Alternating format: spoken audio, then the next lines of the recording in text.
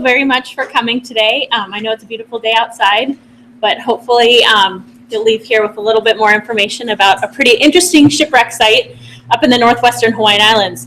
And the Two Brothers Shipwreck Site isn't really a new story in the sense that this was actually a shipwreck discovered in 2008. It took us a few years to identify the site. We announced the discovery in 2011. But like many of the shipwreck sites that I work on in the Northwestern Hawaiian Islands, these are ongoing projects. So while we've identified this site and the work that I'm doing is ongoing, not just because the story is something that's kind of, we learn a little bit more each year, I'll tell you about that, but then also because the outreach, the part where I need to figure out how to deliver the story to the public is ongoing and kind of ever evolving. And what I'm going to talk about today is a little bit about the story of how we discovered the shipwreck site, what I do as a maritime archaeologist, and then how we're sharing this story and continuing to kind of keep the legacy of Captain George Pollard alive. So just backing up a little bit about who I am, what I do, I work for NOAA in the Office of National Marine Sanctuaries. So my job specifically is maritime archaeologist for Papa Hanauma Marine National Monument in the Northwestern Hawaiian Islands, but I'm part of a larger system. There are 13 other national marine sanctuaries. So I work for a national program, but I'm lucky enough to have the site where I work is the Northwestern Hawaiian Islands in Papa Hanauma Marine National Monument. Part of what makes it challenging but also really exciting is the sheer size of this place. It's, as you can see, it's the northernmost three-fourths of, or the northwest three-fourths of the Hawaiian Island archipelago. So it's an area that if you were to superimpose it on the continental United States, it would stretch from about Dallas, Texas to about Las Vegas. So it's a huge area, but it also makes it a pretty exciting place to do underwater archaeology because it's a place not many other people have had the opportunity to do work and research. And so I get the chance to explore and discover sites that very few people have seen before. So a little bit about what it means to be a maritime archaeologist at Papa Hanauma Kuakea. I kind of break my job down into about 3 different parts. And probably the most exciting part is the exploration and documentation of the shipwreck sites and sunken aircraft sites up in the Northwestern Hawaiian Islands. So my job is to do the archival research, figure out what's out there, what's potentially out there, also respond if other scientists who are working up there say, hey, I found something, document it, try to figure out what it is. And then also, once we discover a site, it just doesn't always end there. We are constantly monitoring, checking on how sites change over the years, working with biologists and oceanographers to figure out how sites change. And then, but probably the most important, and for me, one of the most critical parts of what I do is the education outreach, figuring out how we get these sites in a really remote location that very few people get to go to. How do we get share these stories with the public and make them relevant? Because they are stories that really resonate with people, whether they're World War II aircraft at Midway or a whaling shipwreck site like the Two Brothers. They have relevance well beyond the French frigate Shoals or wherever we're going to discover them. I still often get the question, are there shipwreck sites or sunken aircraft sites up in the Northwestern Hawaiian Islands? Well, there are literally dozens. And to date, based on archival research, we believe that there are about 60 shipwreck sites potentially lost and about 70 aircraft sites potentially lost. And obviously, the aircraft sites are primarily associated with Midway Atoll and many associated with the Battle of Midway. And to date, we've documented and discovered 23 of these sites. So plenty more for us to do and explore. So we've just begun, but many of the sites are in very shallow water because they wreck on the reef. That was is the hazard of these low-lying atolls. And so a lot of people ask too, how deep are these sites? And you'll see with the Two Brothers sites, it's very typical. It's in about 15 feet of water. But remarkably, because of the remote location, very few people have been there to loot the site or touch it. And so it gives me a great opportunity or, as an archaeologist to see a site that hasn't been touched by human hands yet. So just Mother Nature who they're very jumbled up. You'll see in the pictures. They don't look like typical shipwreck sites. But of these 70 sunken or 60 shipwreck sites, a good portion of them, obviously, as you can imagine, are associated with military because of Midway Atoll, World War II activities in the area. But then a good portion are also whaling shipwreck sites of the early 19th century. And we know of about 10 that were reported lost. To date, we've discovered 5 of those, one of them being the Two Brothers. The oldest two are actually the oldest shipwrecks, the Pearl and the Hermes, lost at Pearl and Hermes Atoll. Let's see where they are. These are the oldest shipwreck sites discovered in Hawaiian waters so far. But the Two Brothers is not too far behind, lost in 1823. Why so many whaling shipwreck sites in a kind of remote location like this? Well, part of the reason was that in the heyday of whaling in the early 1800s, whalers in New England had begun to fish out all of the waters in the Atlantic, come around to the Pacific, and begun fishing out all the waters in the South Pacific, made their way towards Japan, and in 1820, the Japan whaling grounds were discovered. And so that sent these whalers straight through the Northwestern Hawaiian Islands, a place that wasn't very well charted. As I described, you had these low-lying atolls, and so that sent many of these vessels right upon the reef, and the Two Brothers is no exception to that. So how do we begin discovering any of these shipwreck sites at all? Sometimes we're lucky enough that I'll get a report and someone will say, I saw a shipwreck site in this particular spot, and I'll follow up and on a project and take a look.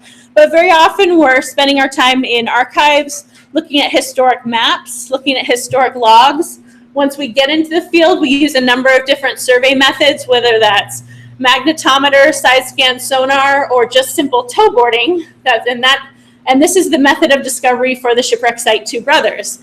It's very rudimentary, but incredibly effective in a shallow environment when the weather is good and you've just got a couple of snorkelers towing behind a shipwreck site. So how do I get up to the Northwestern Hawaiian Islands and do any field work at all? Well, we work off of NOAA vessels. This is the NOAA ship Hi'ialakai, and it's one of the research vessels that NOAA scientists have the opportunity to work off of. And so we do our work typically in month-long increments and research expeditions. I'll usually head up about once or twice a summer, because there is a very short weather window to work up there. It's usually from about May to maybe late September. And so we'll take these vessels. There'll be about 20 scientists on board, about 20 crew, and then we all work off of these small boats. So you'll have a team of maritime archaeologists that work off of a small boat. They'll launch off, get to do their work each day, come back at the end of the day, and we have our bunks, we have a galley. It's a pretty comfortable way to work in a really remote location. So can't complain about that, but it gives us the opportunity. Typically, what we do is we'll spend, like I said, about a month up in the Northwestern Hawaiian Islands and a few days at different atolls. So we're not spending 30 days at one particular place. So on any given expedition, maybe maximum 4 days at an island. So it makes doing underwater archaeology a little different in the sense that you're likely not going to get all your work done in one field season. So it becomes an ongoing effort.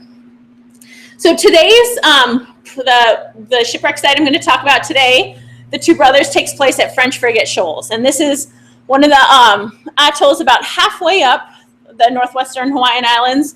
It takes about 3 days to get there on the NOAA ship Hi'ialakai.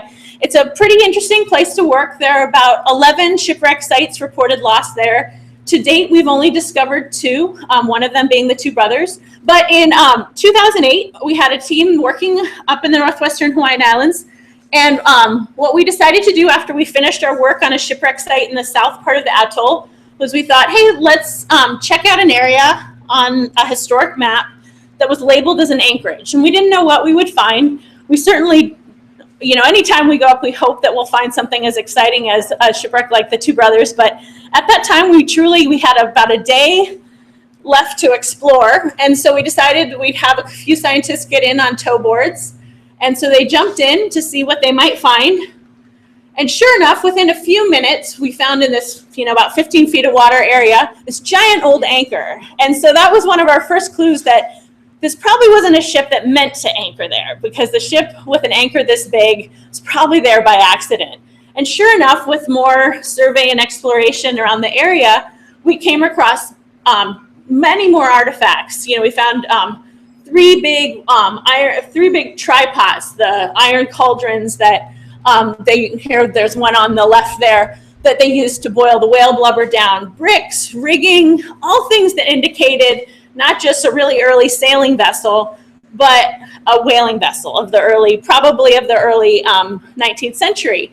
And one of the things that was a challenge was that, like I mentioned, you know, these ships don't look like your typical shipwreck site in your head. You don't have the rigging and the masts and everything all intact. It's a scattering of artifacts. As you can imagine, a ship wrecking very heavily on a reef in about 15 feet of water in the middle of February, like the Two Brothers did. But at the time, we didn't have enough information to say that which shipwreck this was. We knew it was a whaling ship. We knew the general time frame, but we had to come back and do our homework.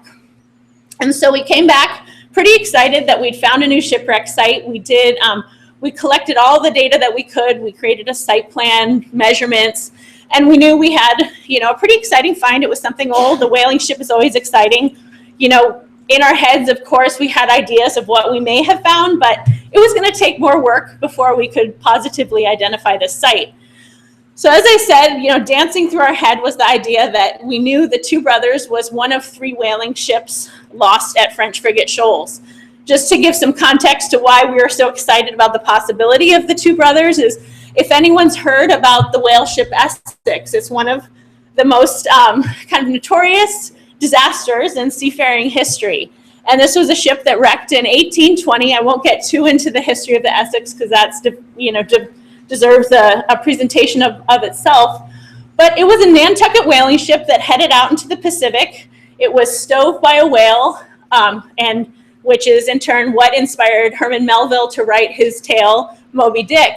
But their story of their open voyage to safety, where only a few of the sailors ended up surviving. They were in small boats for several months and had to resort to cannibalism. It was kind of the tale of survival at sea is remarkable and tragic. But Captain Pollard was one of the 7 sailors who survived. I'm sorry, 5. And when he was picked up and he made his way back to Nantucket on a ship called the Two Brothers. By the time he made it back to Nantucket on the Two Brothers, the captain of the Two Brothers recommended that Captain Pollard be the next master of this vessel. Well, Captain Pollard, you would think he would have had enough, you know, needed a break. 30 days later, decided to head back out to sea. And remarkably, with 2 of the sailors who had been with him on the Essex, decided to head back out to sea with him. And so that was just about 30 days later. This man was not even probably 30 years old. He headed back out on the Two Brothers, which was a similar vessel to the Essex, and unfortunately met with tragedy at French frigate Shoals. And there's the story that, you know, in transit to the Pacific, someone asked him, you know, how can you be headed back out to sea again? And he said, well, I have this theory that lightning doesn't strike twice. So, you know, I think I'm okay. That was my tragedy. But this poor man ended up, you know, running aground on the reef at French frigate Shoals. He and the whole crew did survive. They were picked up by a nearby whaling vessel, the Martha. They all made it back safely. But at that point, Captain Pollard's career as a whaling captain was done. He was known as a Jonah man or cursed, and so he spent the rest of his days on Nantucket as a night watchman. But I think his story is kind of remarkable in the sense that, you know, here's this poor man who just, what incredible, terrible luck. You know, the first time he heads out, he's rammed by a whale, and the second time he runs aground on an uncharted reef. This was his first cruise after taking the ship? Yeah, so Less than a year after that. So at 30 days, just a month after the Essex. Yeah, oh, right, yeah. So, I mean, he had a rough couple years there. And this is just a graphic that I put up. It came out in the Boston Globe when we announced the discovery. And it's just a good example, I think, of just showing the dimensions of a vessel like the Two Brothers and how big these whales were, because it does kind of give some context to how could a whale possibly destroy an actual ship. But these were kind of small, working, tubby ships. And so they weren't very big. They weren't designed for speed. They were just designed to be working vessels. And these sperm whales were pretty remarkable creatures. So this just gives an idea of the the size of those two things. So in 2008, this is just an aerial view of where we made that discovery. There is a little sandy island that we called Shark Island, right? Or it is called Shark Island. And so at that time we were calling it the Shark Island Whaler, because we knew, even though we had suspicions of possibly which site it might be, we tried to keep it neutral, tried to be unbiased in our analysis of what we were looking at. This landing strip here is Turn Island, which was an old Loran station, but now it's just manned by some scientists who seasonally work up there. So we knew, like I said, there are several other shipwrecks that were lost at French Frigate Shoals, but we knew this was a whaling shipwreck site based on the artifacts that we were looking at. And we knew there were 3 whaling vessels lost at French Frigate Shoals. And 2 of them had locations associated with they knew they were at French Frigate Shoals when they were lost. They knew what part of the atoll. And so the records from the survivors describe in a little better detail where they were lost than the 2 brothers. When the 2 brothers wrecked, they really didn't know where they were. They thought perhaps they were at Gardner Pinnacles. They weren't sure. So we were able to figure out later that they were lost at French Frigate Shoals, but we weren't exactly sure where in the atoll. The other thing that we noted was the South Seaman and the Daniel Wood, they're all 3 American whaling vessels, but these were lost a little bit later. And so the machinery that they would have had on board would have been a little more advanced than when the 2 brothers wrecked in 1823, which is relatively early. So this is, again, a map of French Frigate Shoals. And what we decided to do was kind of trace out the report of or the survivors' accounts of what happened when the 2 brothers wrecked. And they described wrecking on a heavy reef, and we wanted to see, is it even possible that they could have ended up in an area like Shark Island? And they described heading east towards heavy waves, as if it was kind of the waves that were on the outside of the reef.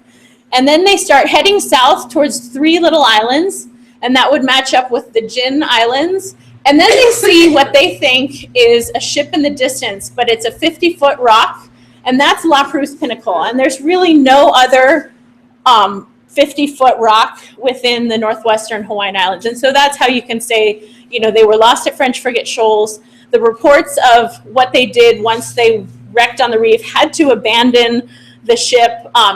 What's kind of interesting about the wrecking event is that they wreck heavy on the reef in the middle of the night in February. The waves are huge. Captain Pollard basically becomes catatonic. And I think, so the crew is kind of looking to him to tell them what to do. Should they abandon ship? And he's absolutely frozen. And I'm sure in his head, he's imagining, I can't do another 3-month open boat voyage. This can't happen again. But so they kind of shake him. He launches the small boats. Everyone gets off. They're paddling around through the night, and in the morning, there's the whaling ship Martha that's also in the lee of La Perouse Pinnacle that is able to save all the souls on board. So as I mentioned, we only had about a day at the site in 2008. We had, collected what we could. We spent a year talking to experts, doing some research, headed back out to the site in 2009, and had the good fortune of finding a whole new section of the Shipwreck Site. So this is an aerial view of Shark Island, and this is right where we would have seen the 2008 artifacts. It's a pretty huge area. The entire expanse is about 40,000 square meters of a site. So it's just scattered over a huge area. It's difficult to even swim from one end to the other. And in 2009, we found a whole new section of artifacts right in this area here. And what was exciting about those artifacts is they were the artifacts that started to give us a little more, better clues about what ship this actually was. And the most exciting clue that we came across that summer was a whaling harpoon tip. And whaling harpoons are, as far as I know, I'm not aware of any that have been discovered in an archaeological context on a shipwreck site. Considering how many whaling harpoons would have been on board a vessel, there probably would have been about 85, but they break apart, and then you consider the environment. Iron is going to break down pretty quickly, and so these are the types of things that are just very difficult to find in a shallow, reefy environment. But we were really excited to find one because while on a shipwreck site, there are a few artifacts that you can kind of consider as the smoking gun or the thing that really tells you what ship this is. One of those would be a ship's bell that would have the name of the ship. That would be wonderful. We haven't found that in this case, but a whaling harpoon tip was exciting because it's something that you can put a particular date and place to. You know, you can say this is where these were being manufactured at in this time frame. And these double flued whaling harpoons were being manufactured, were very much kind of a Nantucket whaler of the 1820s, like the two brothers. Also, what we'd hoped is that they also would have etched in the name of either the vessel or the captain or the blacksmith into a whaling harpoon tip, because the reason they would do that is if they actually didn't kill the whale with the harpoon, they would just try to slow it down. They actually killed the whale with the lances, but if the whale got away and it had the harpoon, it was kind of their way of marking, we found this whale first.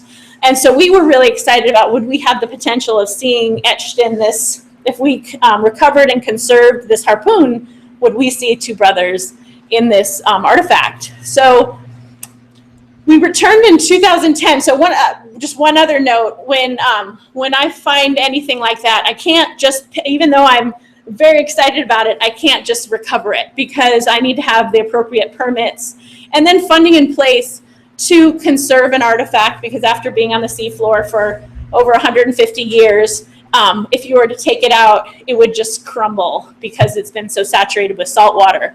So I had to make arrangements for not only a permit to recover anything from the Northwestern Hawaiian Islands, but then also to work with a conservator who was in California who could recover a metal or conserve and treat a metal like that to the point where it could sit in a museum or in a display. So we returned in 2010, and we were going to do some remote sensing. Like I mentioned, we were towing a magnetometer around the area to see what more we might find. We also had permits to recover this whaling harpoon tip, and I actually had 2 field seasons in 2010.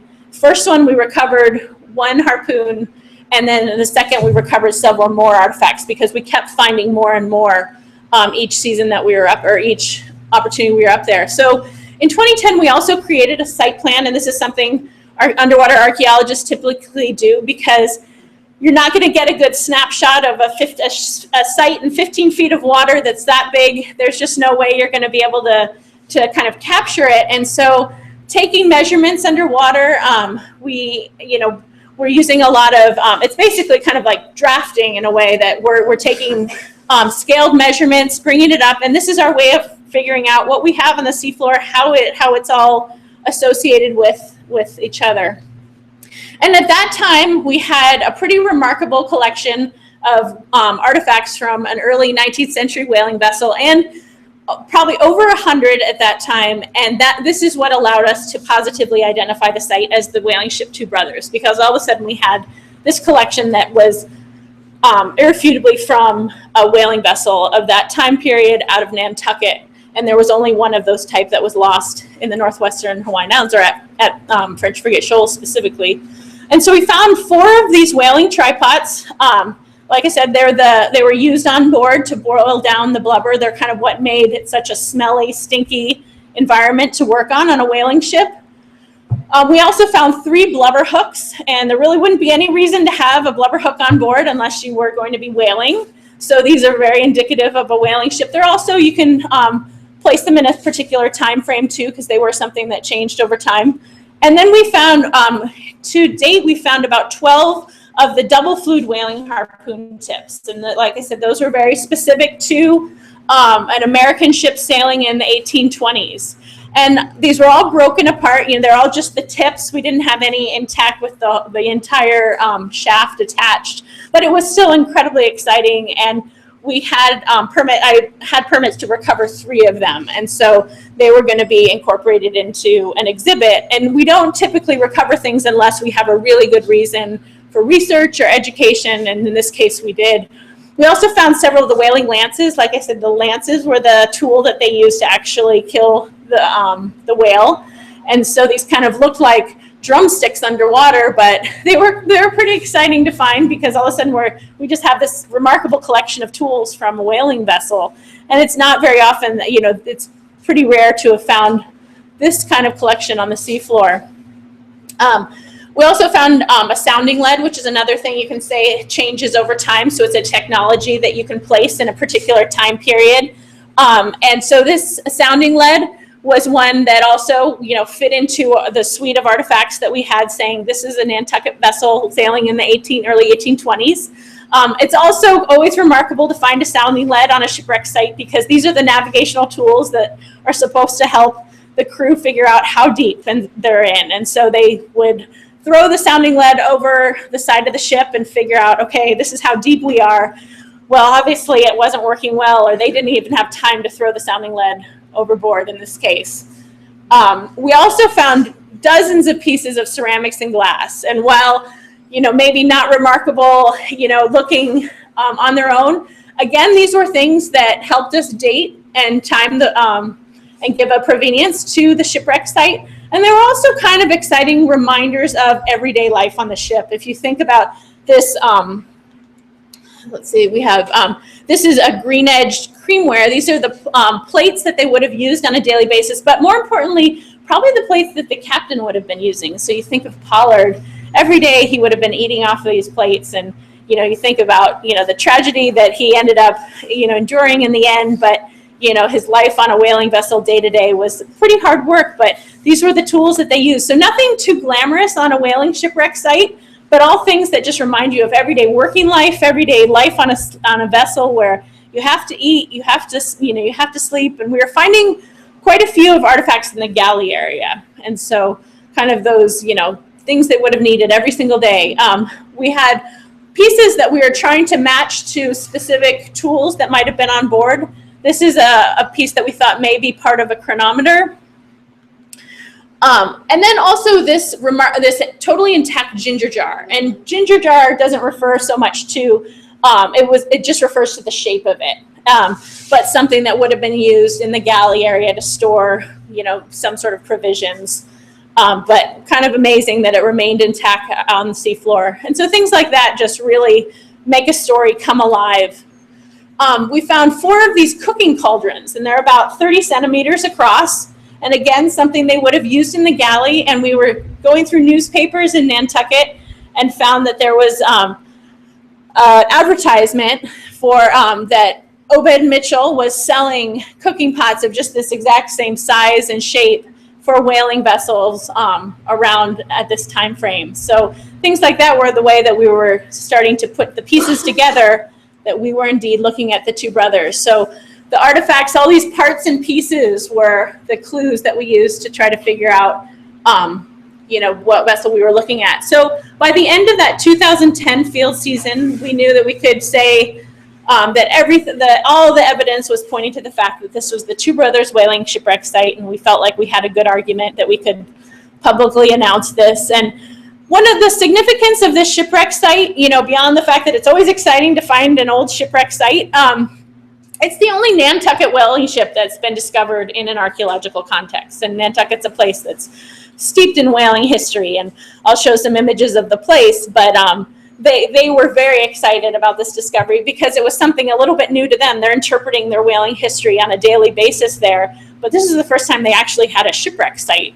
It contributes to what we know about whaling vessels and whaling ships of that time, and the collection of artifacts that we were able to discover and identify.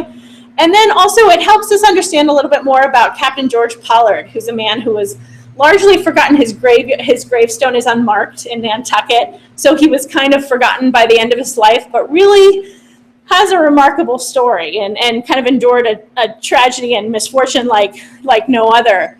This is another image of Shark Island on a very calm day. The shipwreck site is right underneath the surface there, but that's the sandy spit that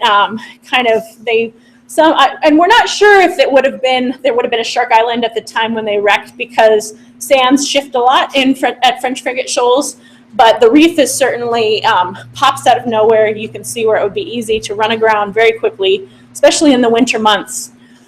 This is kind of a cross-section of a whaling vessel of this time period, and what we think we found so far is about the midsection to the stern. So there's still much more of the shipwreck site that has left to be discovered, and that's where this project, although we've been able to identify the site, we know there's still more to be found. So in years following our identification of the site, we continue to explore for the bow section, things like the ship's bell, some of the, we haven't found any of the big anchor chain. While we found anchors, perhaps there would be, we're just not sure what might still be out there. So, yeah, we found two large anchors.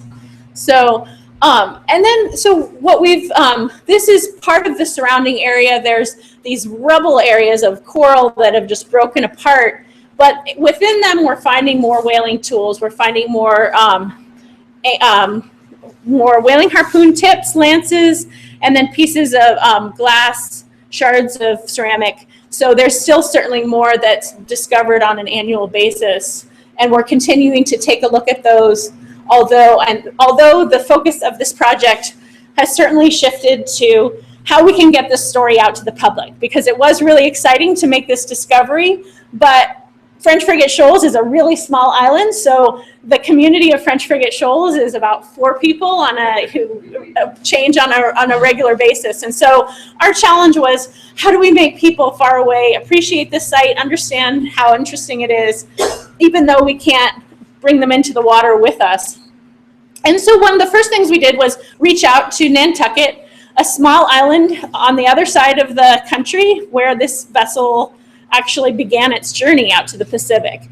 And Nantucket is small as well, but its summertime population swells to about 50,000 people. And it's also, like I said, it's a community that's just steeped in its whaling history. And so it has, people go there with a real appreciation for the whaling history there. And it was a good opportunity to get some people excited about this shipwreck site.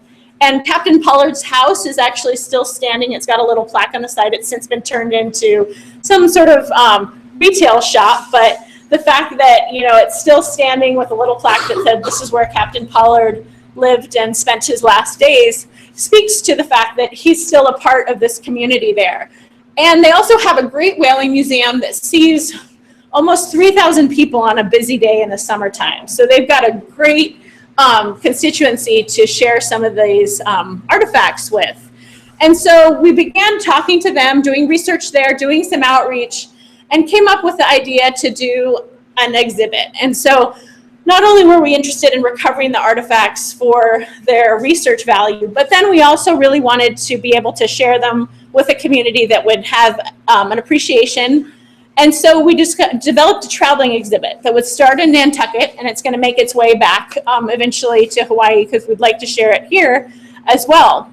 But we thought Nantucket was really excited about having these artifacts come home and sharing them with the community there. So we created a small exhibit.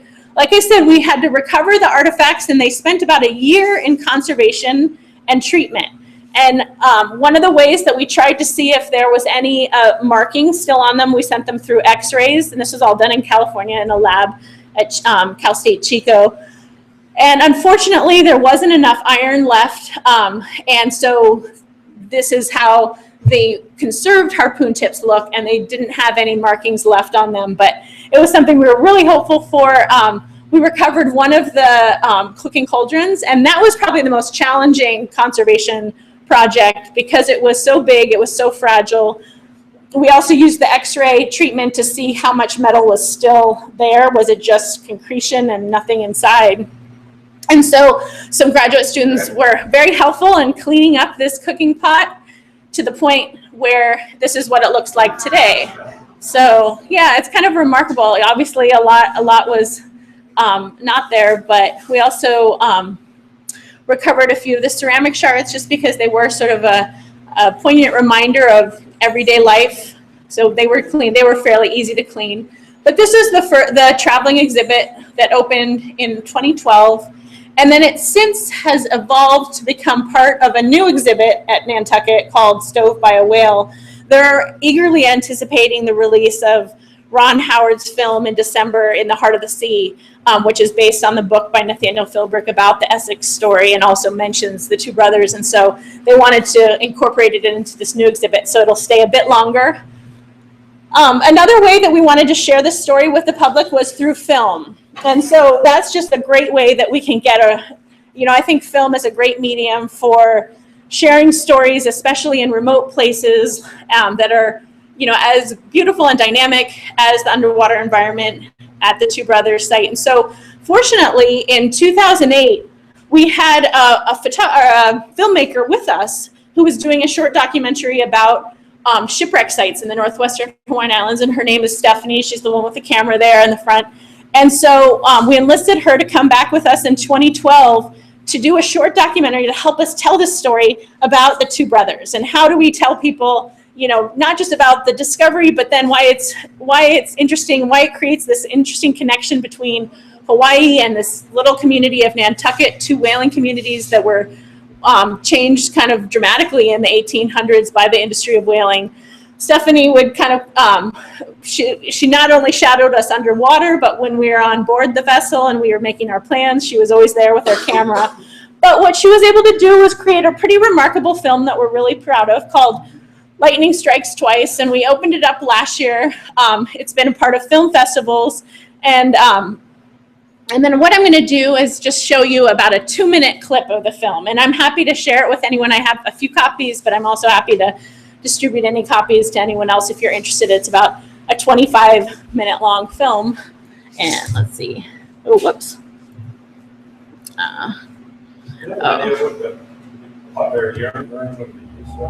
We think provisions maybe on board, like in the galley area, like flour or something like that.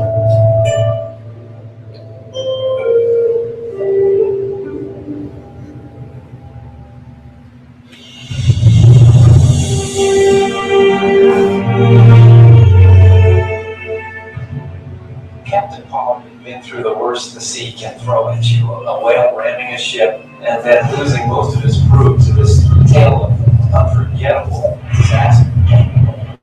And so he went out to sea again, and one of the things he said to someone soon after heading out was, the lightning never strikes the same place twice. So I think he thought, hey, the worst has happened to me, what else can happen? This is 1823. Even with a vigilant eye and having someone always on watch on the bow, oftentimes these atolls just snuck up on people, and the result was just disastrous.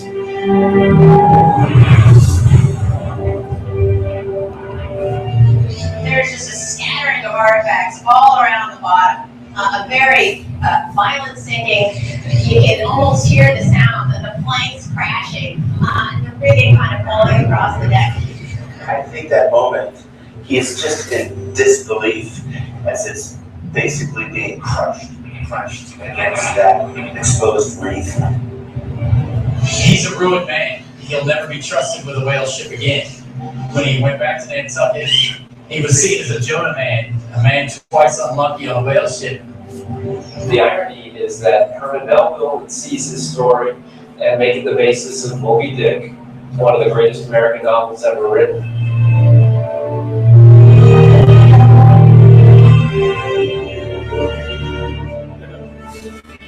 So that's our little trailer.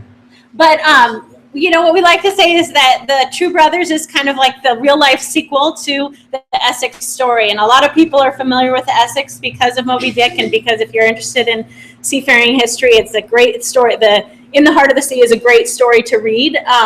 But the Two Brothers is really that final resting spot of Captain Pollard and the whole kind of story of the Essex. And so, like I said, one of the ongoing, this project is ongoing. It seems like there's always something new that comes up, and the latest is that Ron Howard's releasing this film In the Heart of the Sea in December, and so that's kind of everyone's anticipating more interest in the Essex story, and consequently, hopefully, in the Two Brothers story as well, as sort of a real life version of that. And so hopefully, what I just had hoped to do today was give you a little bit of a sense of what a maritime archaeologist does in the Northwestern Hawaiian Islands, and then by highlighting one of the more interesting stories and more interesting shipwreck sites that I've ever had the good fortune of working on and being a part of. And this project, like I said, it's great because there's, typically you discover a shipwreck site, you interpret it, and then you hope that people appreciate the story and make connections between the people and these artifacts on the seafloor. And this was one where really it's been ongoing, because not only is there more to discover of the shipwreck site, but then, there seems to be, it's a story with kind of unending interest because of, just people are amazed at the remarkable misfortune of Captain Pollard, but then also the connection with the whaleship Essex. And so I want to welcome any questions. In that last part of the show where the people were talking, Yeah. you didn't identify any of those people by name. Yeah, I think because it was a trailer, but typically the first person was Nathaniel Philbrick, who is the author of In the Heart of the Sea. We went back, when we were filming this short film, we went back to Nantucket and interviewed Nat Philbrick. Two of them were scientists who were part of the team that interpreted the site. The first was Jason Raup. He's the one with the Louisiana accent, and he's an archaeologist who works with me a lot. And Kathy Green, she's another archaeologist. And then there was another gentleman, Jeff Corwin, if anyone is familiar with his TV show. And he was just someone that I happened to run across professionally, and he just has a passionate interest in the Essex story and whaling, and he lives right close by south of Boston, and he was really excited to hear about what we were doing, and we asked him, would you be willing to be part of our film and give a talk? And he's obviously great in front of the camera, so he gave some time to us. I understand, I read Philbrick's book, Mm-hmm. and I understand a lot of his research came from Nickerson's log. Mm-hmm. Where is Nickerson's log? Can that be published? Yeah, so there has been one, there's one book that was published with Nickerson's account, but all of it is at the Nantucket Historical Association in their archives. They've got a tiny little library, but it's great, and they've got obviously all the Essex-related research is pretty accessible, because, but it's publicly, and their research is actually, Nantucket Historical Association has a great website for searching their archives as well. But if you Google, I'm trying to think of what the book's name is, but if you were to do a search for Nickerson, there are books that have been put together with his accounts, as well as Owen Chase had another account that was well published. Other questions? How big a crew is on this ship's carrying? About 20 men, and so we think that we don't know exactly. We don't have a crew list for the two brothers, but Essex had about 20, and so we presume, being a similar size vessel, that it would have been about 20 men. So. But NOAA Marine Sanctuary does not have in-house conservation. No, at Monitor National Marine Sanctuary they do, and Thunder Bay there are a few. But in this case, this was a woman who had worked with us earlier, and she gave us a dirt cheap rate because she was it was graduate student work, basically. So, and she was the closest in California. So. And where will these artifacts end up? Probably in our Mokupapapa Discovery Center in Hilo. That's our facility for curation. So they're... yeah, I mean, this ship is in state waters, so technically it's a state-owned vessel, but eventually the exhibit will make its way back to Hilo. Hopefully stop in Honolulu before, but...